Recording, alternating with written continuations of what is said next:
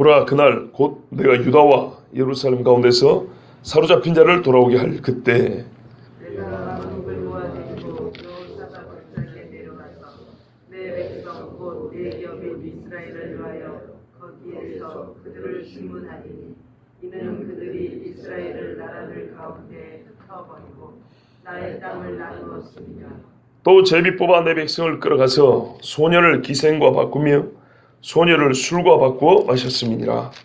두로와 시돈과 블레셋과 너희가 나와 무슨 상관이 있느냐? 너희가 내게 보복하겠느냐? 만일 내게 보복하면 너희가 보복하는 것을 내가 신속히 너희 머리에 돌리리니 곧 너희가 내 은과 금을 빼앗고 나의 진귀한 보물을 너희 신전으로 가져갔으며 또 유다 자손과 예루살렘 자손들을 헬라 목소리에게 팔아서 그들의 영토에서 멀리 떠나게 하였습니다.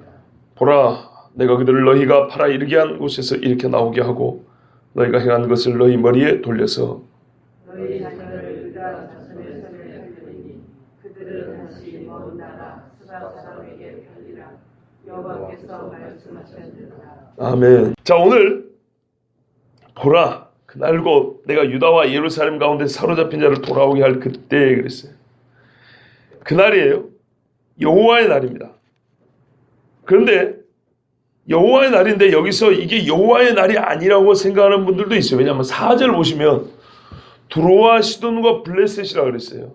아니 1절에는 2절에는 만국을 모아 데리고 온다더니 왜 고작 4절에 가니까 두로와 시돈과 블레셋이냐? 그리고 또 6절에 가면 이스라엘과 유다 자손과 예루살렘 자손들을 너희가 헬라 족속에게 팔았다 그랬어요. 그럼 역사 중에 헬라 족속에 판 게 언제냐면 BC 8세기 7세기 그때 이야기입니다. 이 바벨론 사람들이 와가지고 아수르 사람들이 와가지고 이스라엘 사람들을 사로잡은 다음에 포로로 끌고 가기만 한 게 아니고 다른 나라 사람이 또 팔아먹었어요. 노예로. 그때 팔아먹은 게 주로 헬라 사람들. 왜냐하면 헬라가 그때 농사가 엄청 잘 됐거든. 역사적인 얘기를 보자면 그래요. 농사가 너무 잘 되었고 노예 일손이 좀 많이 필요했어요. 옛날 로마 사람들이 그렇게 강성하게 된 것 중에 하나는 노예가 노동력을 대체해 줬기 때문에 로마 사람들은 관료와 군사로 동원되고 일반 노동을 하는 농노는 노예들이 그 일을 해줬기 때문에 로마가 부흥했다. 뭐 이런 역사적인 이야기들이 있습니다. 그렇처럼 당시에 이때는 아직 로마가 이렇게 뭐 일어날 때가 아니고요. 헬라 지역에 지금 말하면 알렉산더 이전에 그 이전에 헬라 있잖아요. 우리가 말하는 뭐 소쿠리가 어쨌니 뭐 플라톤이 어쨌니 그때 오래된 나라입니다. 헬라는. 하여튼 그보다 더 앞선 그 유럽 지역에다 팔아먹었다 이런 말입니다. 유럽 지역에다. 자, 이런 거를 봤을 때 야, 이게 무슨 종말의 얘기냐 이런 말이죠. 그렇게 보는 사람도 있어요. 그런데 여러분, 우리가 지금 계속 여호와의 날을 받고 있어. 그날 그랬잖아요.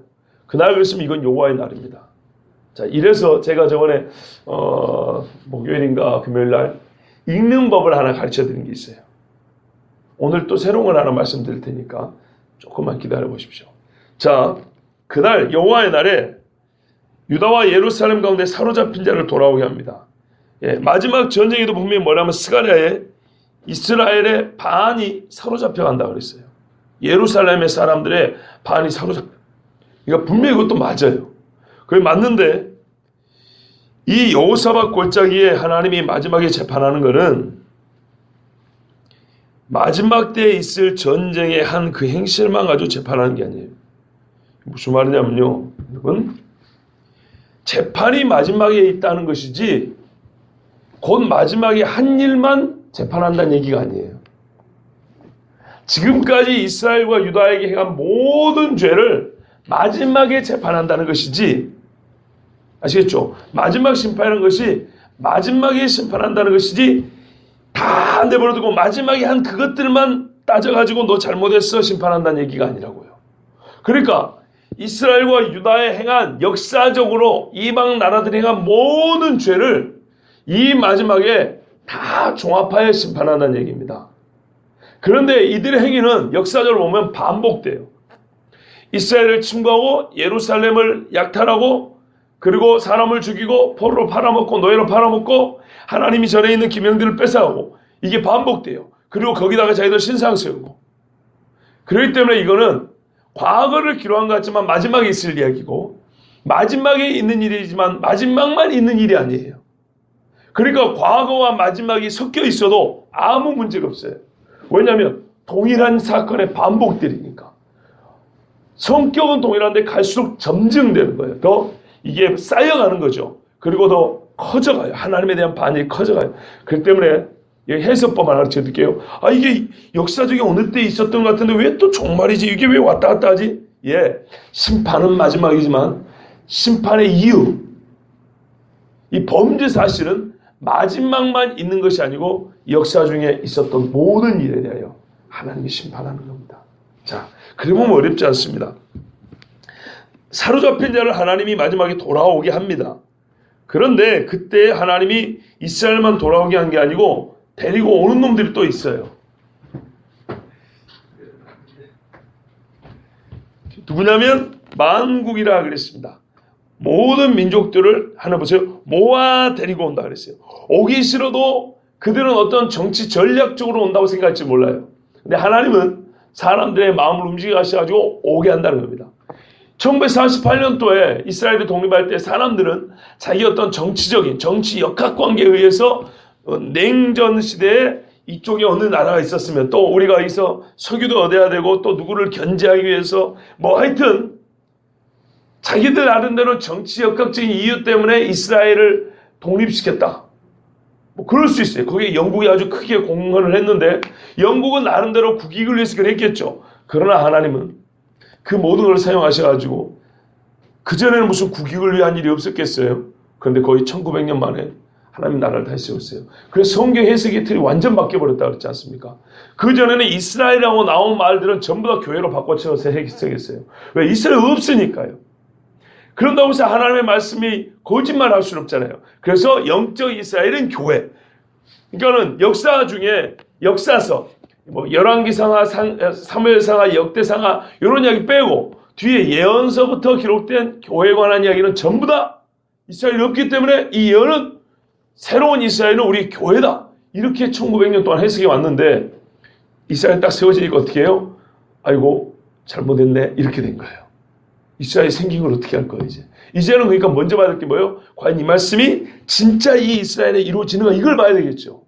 그리고 좀 넓게 보면 우리가 접붙임 된다라고 그랬어요. 우리 보고 이스라엘이라고 말 안 합니다. 우리 보고 이스라엘 우리는 교회라 그래요, 교회라고. 그런데 교회가 이제 영적으로는 이스라엘처럼 이렇게 이스라엘은 본자식이라면 우리가 접붙임 되었다 그랬단 말이에요. 그래서 뿌리의 진액을 같이 받아 먹으니까 그 영적인 혜택과 누림이 같은데 정체성에 있어서는 우리가 하나님의 자녀이긴 하지만 하나님이 미안하지만 이 조선 사람들하고 약속하지는 않았어요. 그러니까 로마서에도 분명히 말하면 유대인의 나음이 무엇이냐? 있다고 분명히 물어봅니다. 사람들이 하도 미안하지만 유대인을 같지 않게 보니까. 같지 않게 보니까. 이게 제대로 취급을 안 해주니까. 그때 당시에도 그런 거죠. 그게 이제 바울이 말해. 범사에 많으니 그랬어요.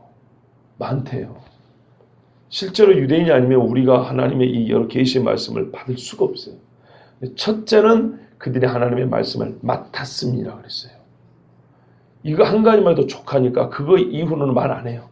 많은데 하나님의 말씀을 맡았다는 이 한 가지만 하고도 충분하니까 더 이상 유대인이 뭐가 특별한데 이렇게 묻지 마라 그랬어요.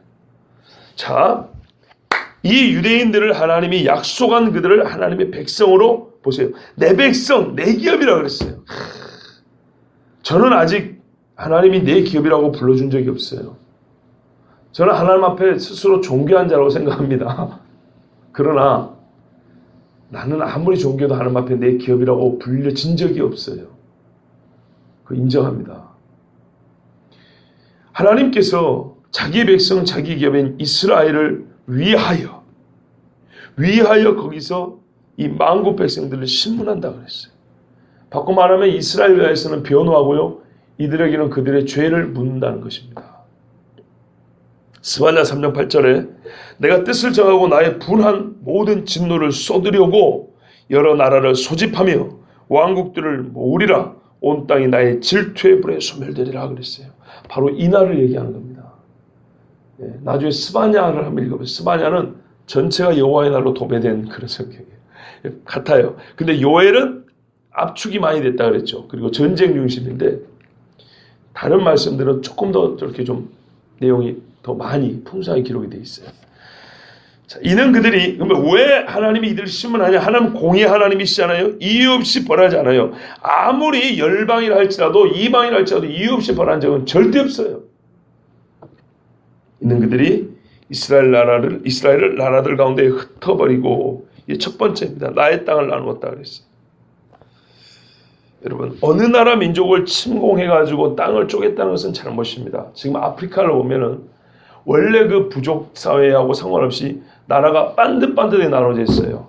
뭐 우리 사회 시간에, 세계사 시간에 배우지만 2차 대전 이후에 서구 열강들이 프랑스, 영국 중심으로, 이탈리아 뭐 이런 나라 중심으로 나라들을 이렇게 나눠먹게 했기 때문에 이렇게 쪼개졌다 그랬어요. 그래서 부족하고 국경선이 다르니까 내전도 많이 일어난다 그랬어요. 독립전쟁도 많이 일어나고. 그러니까 하나님의 말씀에 좀 우리가 조금 순종했으면 피를 덜 받았어도 되는 건데, 하여튼 이제 그런 역사들이 있습니다. 자, 그런데요, 그런 행위 자체가 옳지 않지만 더구나 이들이 나누고 흩어버린 사람은 누구냐면 이스라엘이에요. 이스라엘. 그 다음에 두 번째입니다. 제비 뽑아 내 백성을 끌어와서, 여기서 나눠볼게요. 제비 뽑아 백성을 끌어갔다. 여러분, 사람의 존귀함을 하찮게 취급하는 방법 중에 하나 제비 뽑는 겁니다. 봐보세요. 여기 이렇게 가족들하고 식구가 다 모였는데 전부 다 제비 하나씩 들어. 자, 제일 짧게 뽑힌 놈이 같이 가는 거야. 짧게 뽑힌 사람. 자, 너는 이탈리아. 너 여기 수단 아프리카. 여러분, 그 가족 관계를 얼마나 무시하면 이런 짓을 할 수 있습니까? 그 혈연과 그 사람의 정을 얼마나 우습게 보면 이런 짓을 할 수 있습니까? 제비를 뽑아서 소위 운명을 결정한다는 것은 피치 못할 상황도 있는 거예요. 그렇죠? 그런 것도 있지만 이거 같은 경우는 힘이 있어서 힘없는 사람들을 제비 뽑아서 자기들 마음대로 하는 거 아닙니까? 요즘 개념을 하면 인권을 무시한 것인데요. 성경적으로 말하면요, 하나님이 말씀하신 인간의 존엄성을 이렇게 무시할 수가 없는 겁니다. 여러분, 제비 뽑았더니 갓난 애가 걸렸어요. 저 뒤에 우리 하랑이 엄마 있는데 하랑이 엄마 아빠 한번 생각해 보세요. 제비 뽑았더니 애가 딱 걸렸어요. 엄마가 애걸 복권 하는데도 소용없어요. 딱 뺏었고, 너는 제비 뽑았으니까 저기 끌려가 해가지고 애기를 수레에다 던져놓고 터덕터덕 씻고 간다고 생각해 보세요. 사람이 할 짓이 아니죠. 근데 거기다 누구를요? 유다와 이스라엘을. 자, 이 의미가 뭔지 하나 더 보고 말씀드릴게요. 세 번째는요, 소녀를 기생과 바꿔 먹고 소녀를 술과 바꿔 마셨다 그랬어요. 이게 있을 수 있는 이야기입니까? 근데 요즘에는 있어요. 여러분, 술 한 병하고 남의 딸하고 이게 같습니까? 근데 가난한 나라 하니까요, 아버지가 이런 짓을 하더라고요. 애비가 딸을 목에다 이렇게 몇 달러 걸어 붙여요. 그 자기 딸을 팔아요. 그 돈 가지고 술주정뱅이 술 마셔요. 기가 막히죠. 하나님이 없으면 이렇게 되는 겁니다. 그러면서 집에다 우상단지 세워놓고 절여요. 복 달라고. 향불 피워놓고. 참 어리석기 그지없는 게 인간입니다. 소녀를 기생과 바꿔요. 기생하고 노는 게 좋아가지고 정말 요즘으로 하면은 뭐니까 이 나라의 일꾼을 팔아먹는 거예요. 자, 이런데 하나님이 보고만 계실까요? 그런데 이들이 특별히 누구예요? 이스라엘 사람들이에요.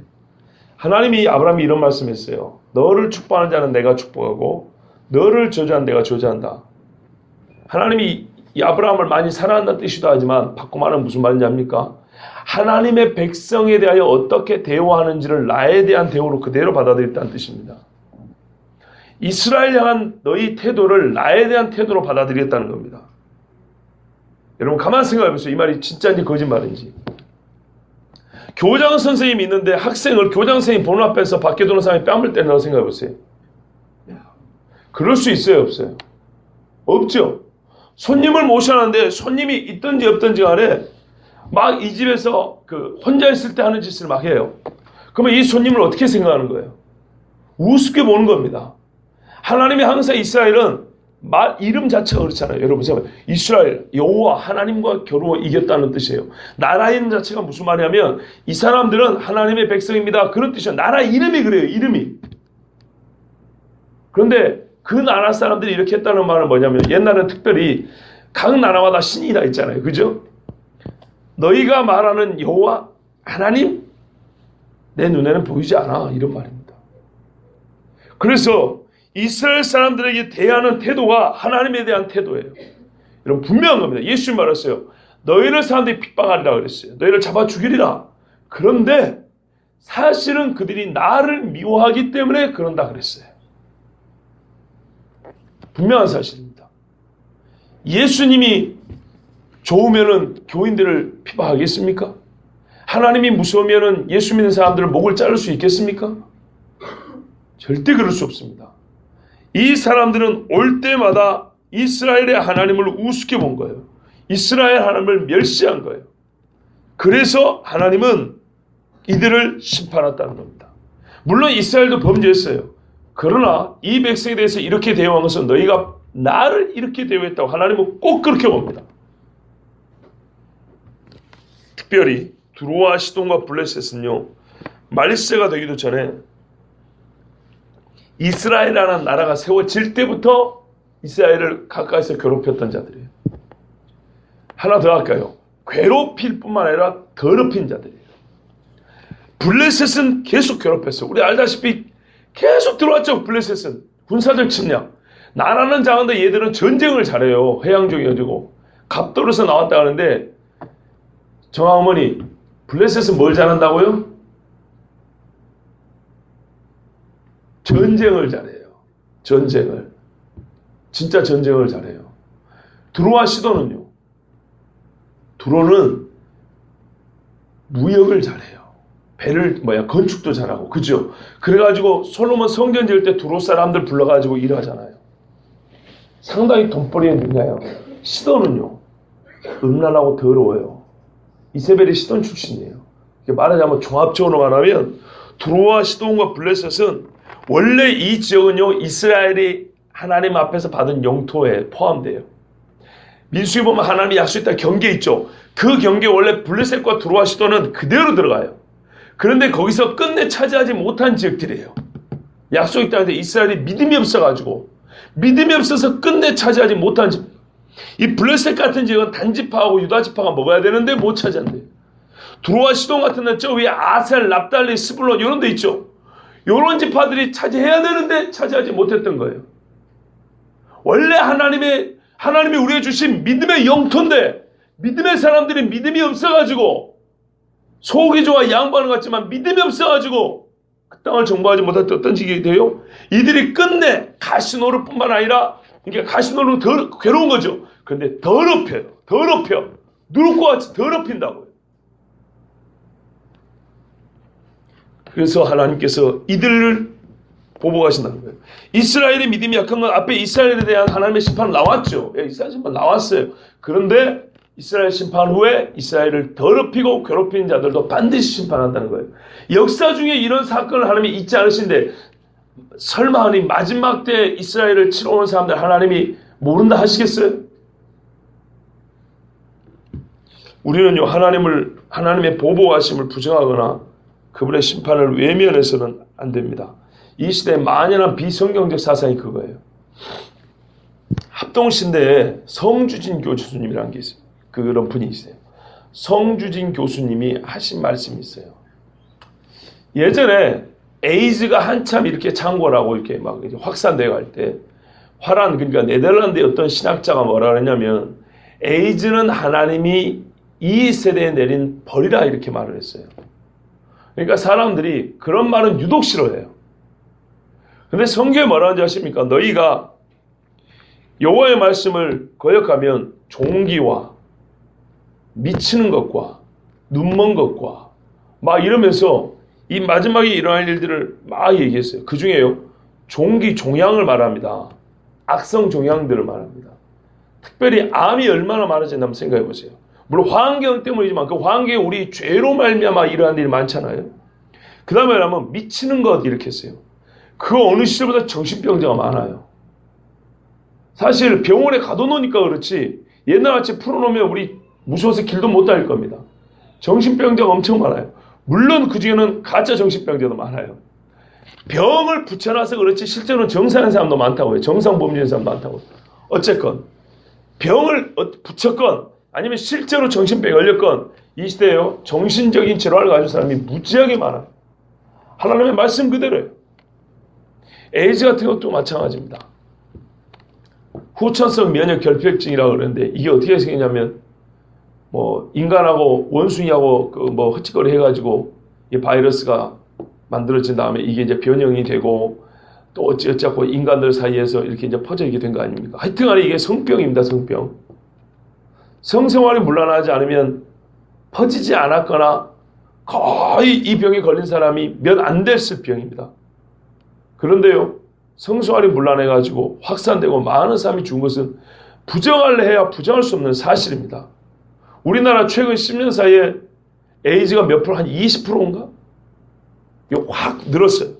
그 는 사람들 중에 80%가 누구라고요? 10대라고요. 놀라운 사실.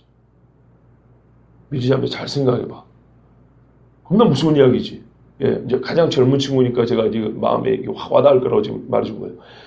자매가 고등학교 다닐 때 학교에서 오고 가던 친구들 사이에 오고 가던 이야기를 잘 들어봐. 제가 사실은 중고등부 애들만 이렇게 앞에 놓으면요 아주 리얼하게 설교합니다. 아주 리얼하게. 너 학교에서 자식들아 뭐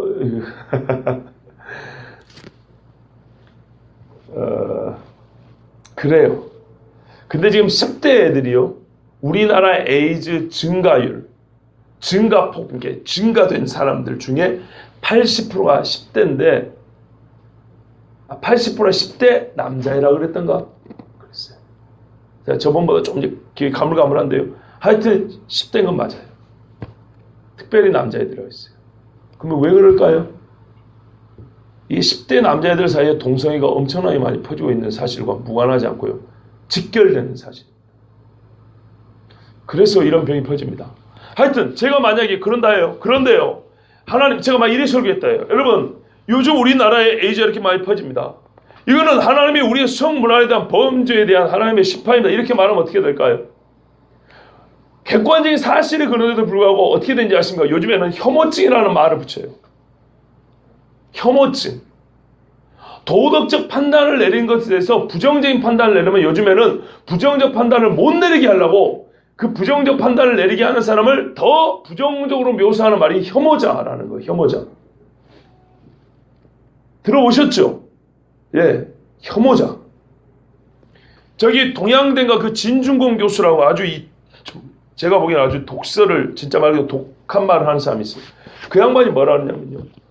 동성애를 반대하는 사람들은 정신병자에서 정신병으로 집어넣어버린다. 넣어버려야 된다. 이렇게 주장한 사람이에요. 그런데 그런 사람 보고는 너 미쳤냐 이런 말 안 해요. 그런데 동성애를 반대하는 사람 보고는 미쳤다고 말해요. 혐오자라고. 호모포비아. 혐오증을 가진 사람들. 옳고 그름을 판단하고 나름대로 도덕적 기준을 가지고 있다고 이렇게 말 안 해요.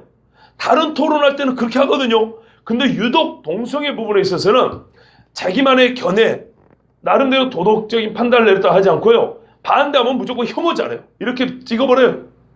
그런 다음에 이런 혐오증을 가진 사람들은 혐오증, 병이잖아요. 다 정신병으로 넣어버려야 된다고. 대학교에서 그리 가르칩니다. 이게 현대 윤리입니다. 그러니까요. 이런 식으로 가르치고 이런 윤리를 배운 사람들이 하나님의 심판에 대해서 어떻게 생각할까요? 하나님이 혐오증자로 보이는 거예요. 뭐든 조금이라도 자기 뜻에 안 맞으면 다 혐오스럽게 생각하고 죽여버리고 막 잘라버리고 이스라엘 아닌 나머지는 막 벌레 취급하시 이방인 불러가면서 하나님을 혐오자, 살인자, 가학적 성도착증 그러니까는 사람을 막 뭐랄까요 괴롭게 하면서 성적 쾌감을 느끼는 그런 이상한 인간들이 있어요. 하나님을 그렇게 본다고요. 하나님에 대한 그림을 세상 사람들은 그렇게 그려요. 왜요? 말하자면 심판 이야기만 없었으면 그렇게 안 봤을 거예요. 우리가 좋아하는 사랑 이야기만 도배로 되어 있었으면 절대 그렇게 안 봤을 거예요. 그런데 심판한다, 멸한다, 벌한다, 모아 국문하리라, 내가 갚아주리라, 이런 말 하면 이런 식의 윤리를 배운 사람들은요, 전부 다 하나님을 가학적 성도착증, 또는 뭐 혐오증자, 정신병자, 자기 아들을 십자가에 매달아 낳고서야 어떤 만족을 느끼는 이상한 정신질환자, 하나님을 그렇게 본다고요. 그러니까 교회에서도 그렇게 배워온 사람들이 앉아있으면 목사들이 하나님의 심판은 의롭습니다 말하면 겉으로는 그냥 겨우 아멘은 속으로는 이상하다 이상하다. 하나님은 피에 굶주린 사육장가 봐. 이게 여러분 우리가 사는 시대입니다. 정결과 의가 뭐고 거룩함이 뭔지 모르니까 그런 거예요. 그래서 복음을 여러분 처음부터 제대로 배운다는 게 이겁니다.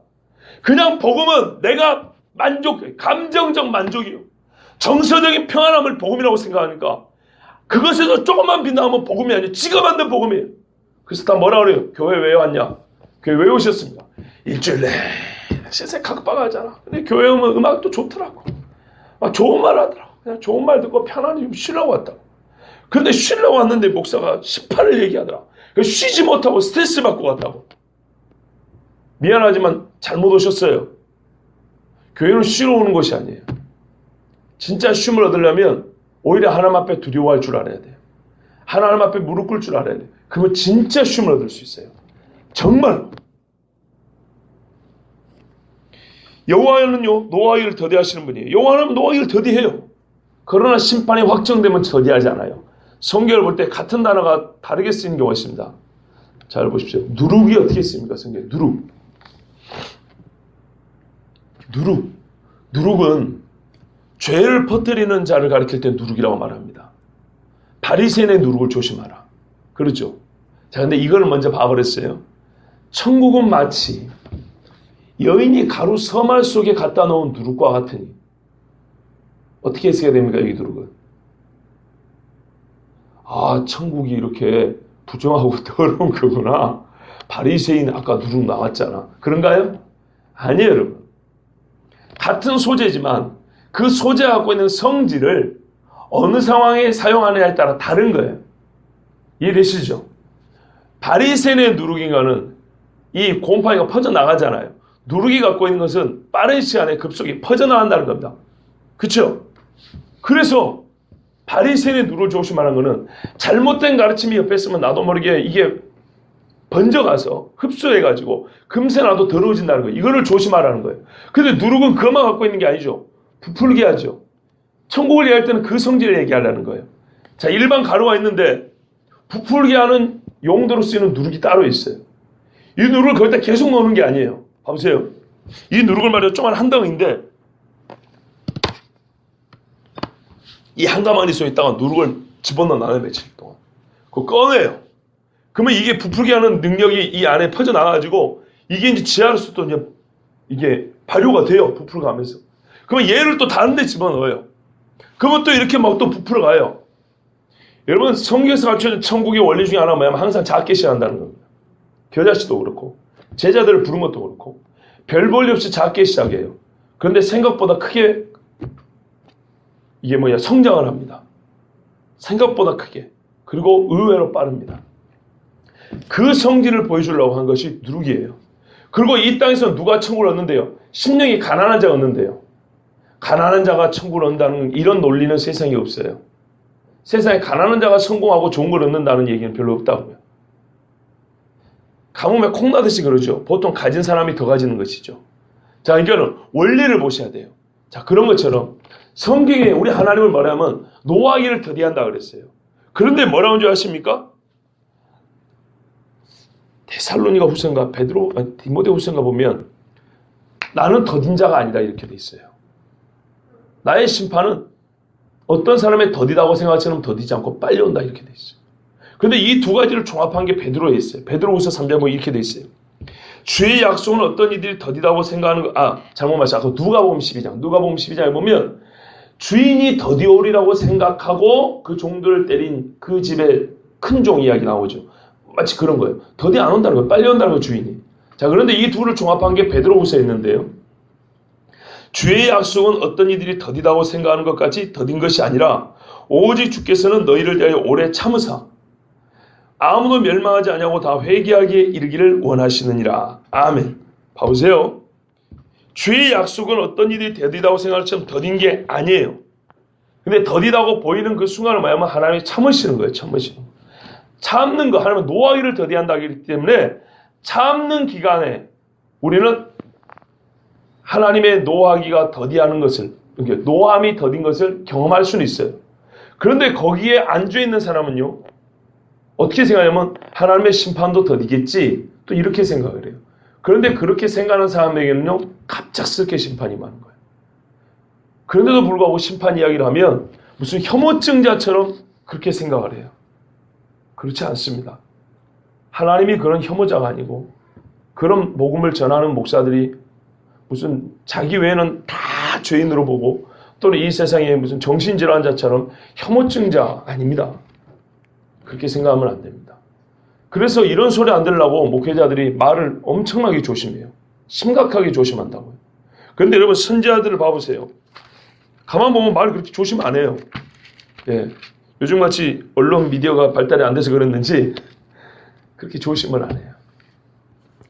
곧 너희가 내 은과 금을 빼앗고 나의 진귀한 보물을 너희 신전으로 가져갔으며 또 유다 자손과 예루살렘 자손들을 헬라 족속이 팔아서 그들이 영토에서 멀리 떠나게 하였습니다. 무슨 죄를 지었냐면요. 아까 그 앞에 죄뿐만 아니라 하나님의 은, 금, 그리고 진귀한 보물, 아름다운 것들이죠. 이것들을 뺏었고요. 백성까지. 그 본래 있어야 할 자리에서 다 빼앗아갔어요. 이스라엘을 그들 땅에서 옮겨버렸다는 것은 하나님의 약속을 파괴하고 조롱하고 잊게 만들겠다는 그런 뜻입니다.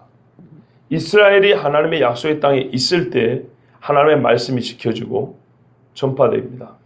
그런데 이들은요, 복음 증가로 선교한다고 떠난 게 아니에요. 그들이 하나님을 잊어버리게 하려고 옮겨버린 거예요. 너희 하나님 전혀 약속을 안 지키는 분이라고 하면서 그 성전을 약탈한 거예요. 봐라. 너희 성전이 불타고 그 제사에 쓰는 도구들이 다 약탈당해도 너희 하나님 눈 하나 깜짝하니? 너희 하나님 죽었다고 말하려고 일부러 성전에 들어가서 그런 짓을 합니다. 이 백성을 끌어내는 것은 너희 하나님 너희를 통해서 무슨 약속? 다 잊어버렸어. 너희는 약속의 백성도 아니야. 하나님을 부정하고 동시에 그 사람들에게 대해 자아의식. 너희가 누구라고? 하나님의 백성? 이스라엘? 천만의 말씀 아니야. 이런 뜻으로 이 사람들을 다 끌어내버린 겁니다. 말 그대로 하나님의 언약의 흔적을 지워버리겠다는 거예요. 그러면 하나님이 왜 이들을 심판합니까? 내 언약이 여전하다. 그래서 하나님이 이스라엘을 돌이키는 거예요. 천하만국 중에 이스라엘이 돌아올 때 아까도 말씀드린 깜짝 놀랐다 그랬죠. 진짜 하나님이 살아계신가 보다. 성경이 진짜인가 보다. 그래가지고 성경 보는 사람들이 많이 생겼어요. 이 땅에서 옮기는 건 하나님의 약속을 이 세상에서 흔적을 지워버리겠다는 거고, 하나님이 이들을 돌이키는 것은 그 지워진 흔적을 다시 깊고 뚜렷하게 각인시키겠다는 것입니다. 지금 우리는 그걸 보고 있습니다. 여러분, 제가 여러분 이제 뒷부분은요 7절 8절은 내일 보겠습니다. 당부드리고 싶은 게 있어요. 하나님이 우리를 잊지 않으십니다. 그 말은요 좋은 의미에서도 잊지 않다는 말이에요. 한편으로는요 조금 좋지 않은 의미에서 우리 입장에서 볼 때 잊지 않아요. 잘한 것을 반드시 기억합니다. 선하고 헌신한 것을 반드시 기억합니다. 그런데요 하나님 앞에 죄 지은 것, 하나님 앞에 거짓말한 것 반드시 기억합니다. 너무 또 편파적, 편애한다고 생각하지 마시고, 저 뒤에 우리 최동주 입사님이 저 어두운데 저를 빤히 쳐다보고 있어. 제가 한마디 하겠는데요. 저분이 불과 한 6, 7년 전까지만 해도 교회를 그냥 우습게 다니는 사람이었어요. 한 번 더 얘기해도 되죠? 네. 정말 교회가 우스웠어요. 제가 이제 좀 젊은 사람들 위주로 할 때는 설교를 조금 더 세게 했다고 그랬잖아요. 보통 저보다 나이가 같거나 어리거나 그러니까. 근데 그렇게 말해도 말귀를 못 알아듣고 하여튼 교회를 다니는 건지 말로 안 다니는 건지 구분할 수 없이 그랬어요. 저번에 회사도 신방도 하고 막 그랬거든요. 그래도 별로 소위 차도가 없더라고요. 그런데 놀라운 것은 그렇게 거짓말로 교회 다니는 척, 예수 믿는 척 그랬는데 제 기억으로 2009년도 여름 수련회 했어요.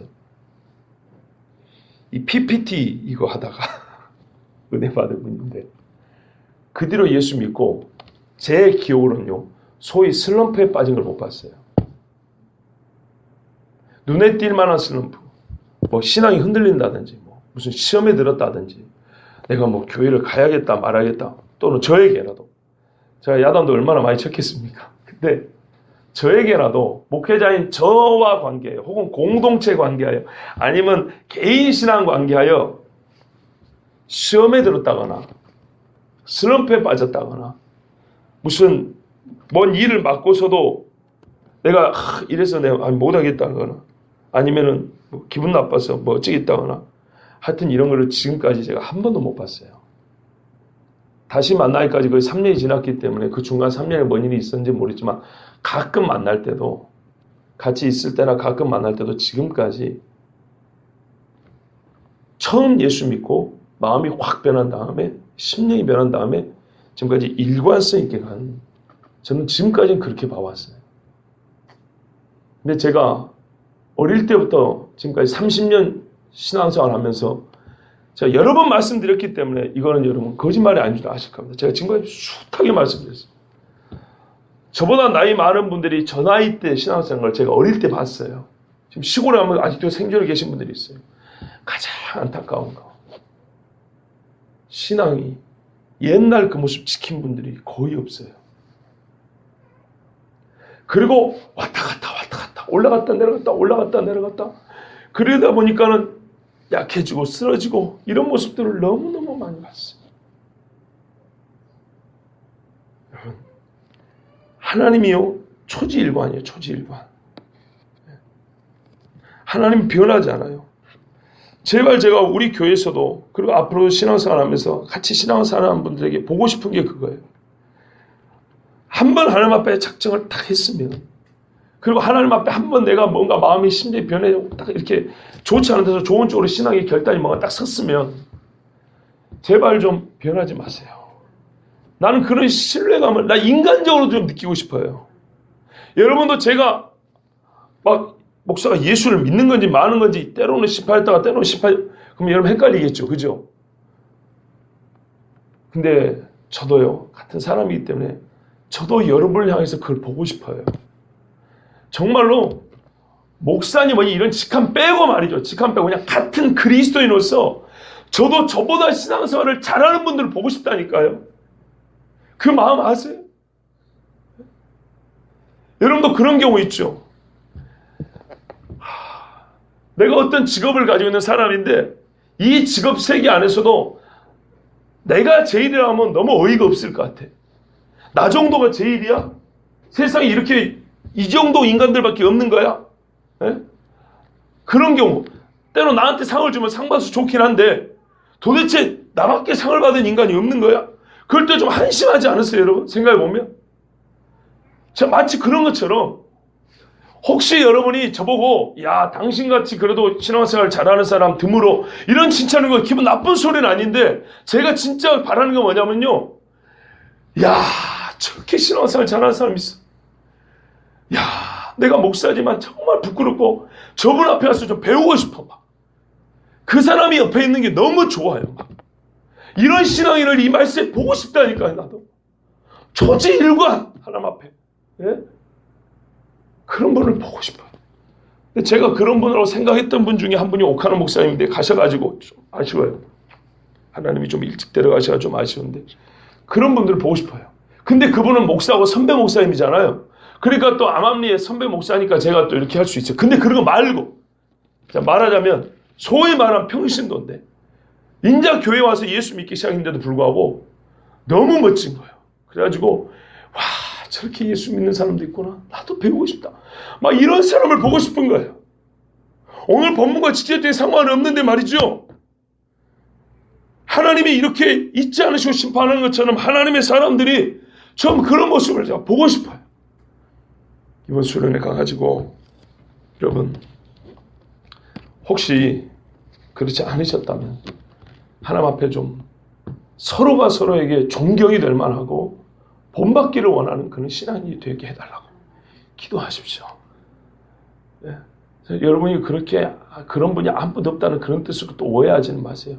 참 감사하고 특히 이 새벽에 이렇게 오신 분들이 참 제가 감사한 마음이 있어요. 그런데요 여기에 좀 더해가지고 정말 너무너무 빛나고 아름답다. 그랬으면 좋겠어요.